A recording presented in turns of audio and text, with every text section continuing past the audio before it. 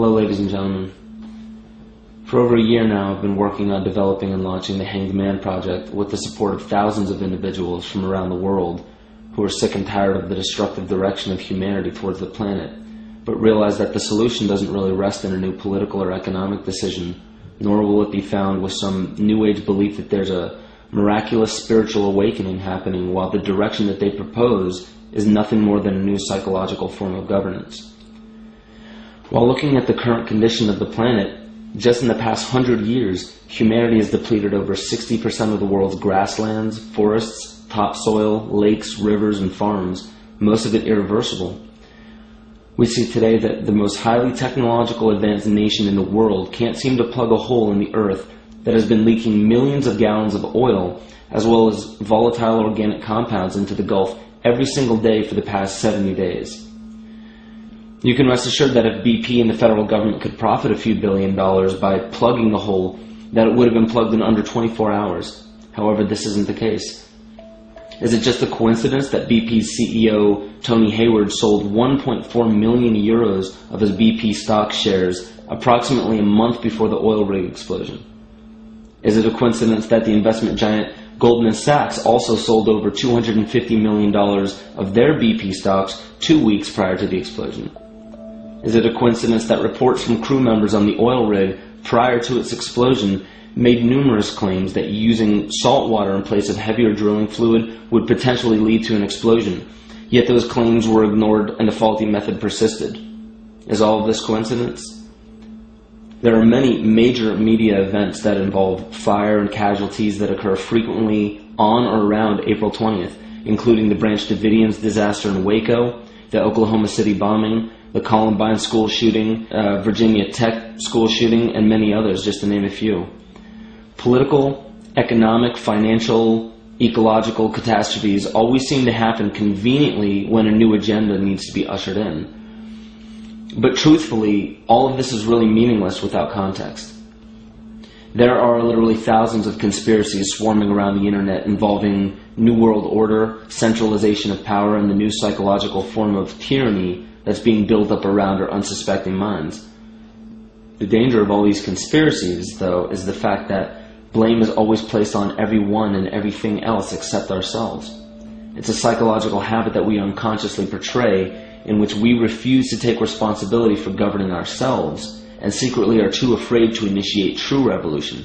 That is why we're stuck in the current condition that we are, because unconsciously we're afraid to move out of this current condition, because that would be moving into uncharted territory. We're a little bit more comfortable with the tyranny that we have right now than to head into uncharted territory.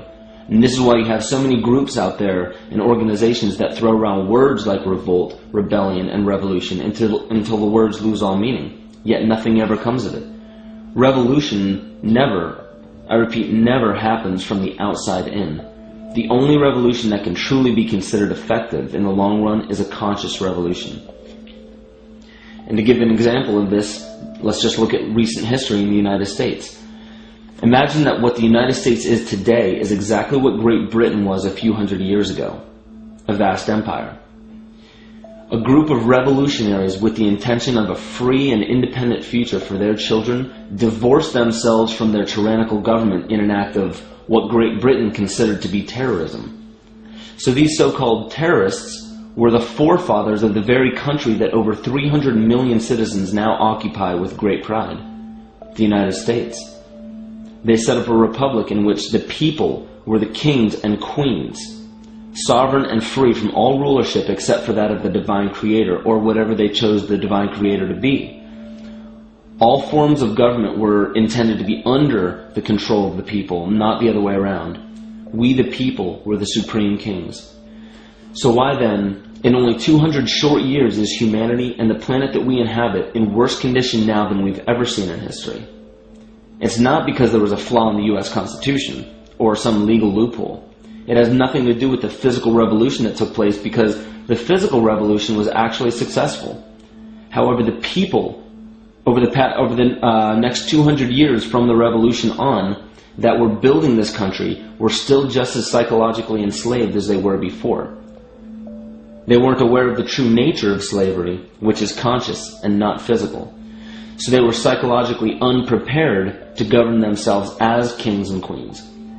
So physically they were kings and queens because the Constitution set it up that way. However, deep within their psyche and rooted within their hearts, they were still slaves. This is not allegory. This is not a symbolic story. This is factual. Primarily because we don't even understand how our thoughts and emotions operate or came to be, so we certainly can't comprehend where true slavery, or freedom for that matter, comes from.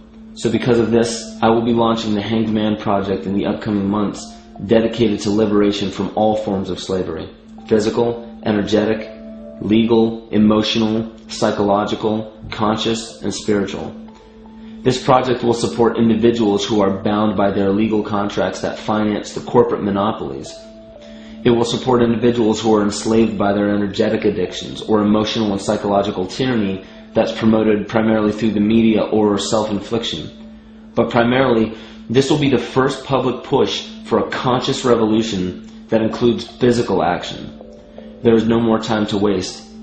The longer we sit idly by while our planet is being destroyed around us by the very monster that we created, the less chance that we have of having any planet to save in the long run.